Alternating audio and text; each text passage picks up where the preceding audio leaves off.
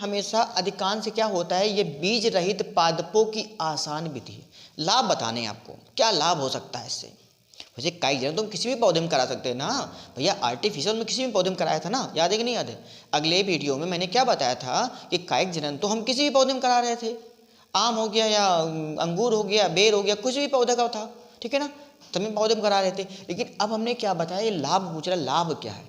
लाभ सबसे बड़ा ये है, तो बेटा हम बड़े पौधे हो छोटे पौधे हो उनसे तो कराते ही कराते हैं, लेकिन अगर पौधा बीज रहित है, क्या है, बीज रहित है, तब भी हम उसमें ये क्रिया करा सकते हो कि उसमें फायदा है। क्या फायदा है, यह बीज रहित पादपों की आसान व सस्ती व आसान विधि।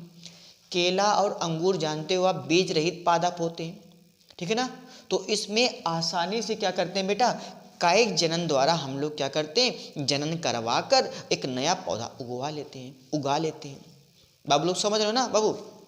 अच्छा, दूसरा पॉइंट क्या है, पादपों की संख्या में कम समय में तीव्र वृद्धि होती है। भाई पादपों की संख्या में कम समय में तीव्र वृद्धि होती है, दिमाग लगाओ यार। किसान लोग क्या करते हैं, हम एक पौधे को उगाना चाहते हैं तो क्या करेंगे, पहले हम खेतों को जोतेंगे, खोदेंगे, ट्रैक्टर चलवाएंगे, हल चलवाएंगे, पानी डालेंगे खेतों में, फिर हम लोग खाद डालेंगे, यूरिया डालेंगे। कितना प्रोसेस करना पड़ रहा है यार, कितना प्रोसेस करोगे, कितना पैसा लगेगा तुम्हारा, ठीक है ना, ठीक है, समझे, कितना पैसा इन्वेस्ट करोगे, उसके पानी डालोगे, ठीक है, उसकी केयर करोगे, फिर उसमें क्या डालोगे, आप बीज डालोगे, उर्वरक खाद का प्रयोग, अगर उर्वरक खाद कम हो गया तो बीज खराब हो जाएगा, उर्वरक खाद डालोगे, उसकी केयर करो, फिर से पानी डालोगे, कितना खर्चा हो गया जोड़ो एस्टीमेट।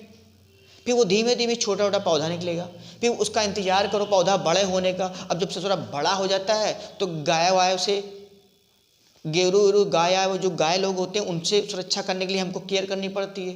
रात में पलंग डाल के सो खेत में, देखे रहो गैया या गेरू ना घुस जाए, पौधे ना चबा जाए। मतलब बड़ा प्रोसेस है बेटा, ठीक है ना, अब बहुत समय लगता है एक नए पौधे को उगाने के लिए। भैया इसमें क्या है, यह पादपों की संख्या भी वृद्धि होगी, ज़्यादा बढ़ सकते हैं, और कम समय में तीव्र वृद्धि होगी। एक बड़ा पौधा है, खट से उसमें एक कायिक जनन कराया, एक पौधे को डाल को फंसाया, आपस में जोड़ दिया, एक नया पौधा निकल आया। ना बीज, ना झाम, ना ताम, ना पानी, ना आनी, कुछ नहीं, एक पौधा खट से निकल आया। दिमाग लगाओ, ये सस्ती और आसान विधि, ध्यान रखना बेटा, ये सस्ती और आसान विधि है, मैंने भी बताया, बहुत सरल विधि है भैया, खेतों है तो छुटकारा मिल जाएगा हमको। अच्छा, पौधों के विशेष लक्षण जो होते हैं वो पीढ़ी दर पीढ़ी बने रहते हैं। इसमें क्या होता है बेटा, कायिक जनन में जो पौधों के विशेष लक्षण होते हैं वो भी दूसरे पौधों में पीढ़ी दर पीढ़ी बने रहते हैं। नुकसान नहीं है, घाटा नहीं है, ये लाभ है।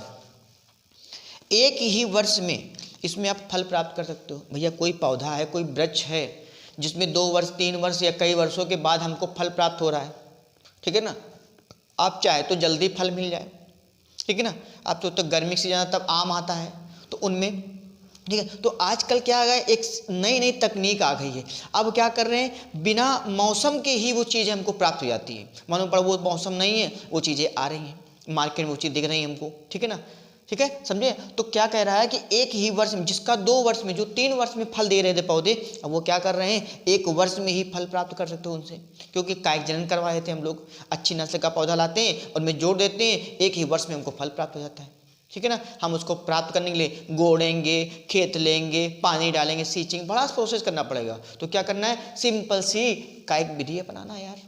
सारा प्रोसेस, जब तकनीक है तो उसको यूज करो ना। देखो आगे देखो, पुराने वृक्षों के समाप्त होने से पहले ही नए वृक्ष को प्राप्त कर सकते हैं। दूसरी बात, कोई पुराना वृक्ष है, उस पुराने वृक्ष में हमने किसी डाली को फंसा के जोड़ा है, शाखा बंधन किया है, जोड़ दिया है, शाखाओं को शाखाओं जोड़ दिया, वो पुराना वृक्ष नष्ट ना हो पाए उससे पहले एक नया वृक्ष बन जाता है। देखा होगा, मैंने बताया था कि 2 वृक्षों को आपस में जोड़ देते हैं और बांध देते हैं, एक नया वृक्ष तैयार हो जाएगा। वो वृक्ष समाप्त नहीं हो पाया, वो एक नया वृक्ष बन गया। ये क्या है, इसके लाभ हैं।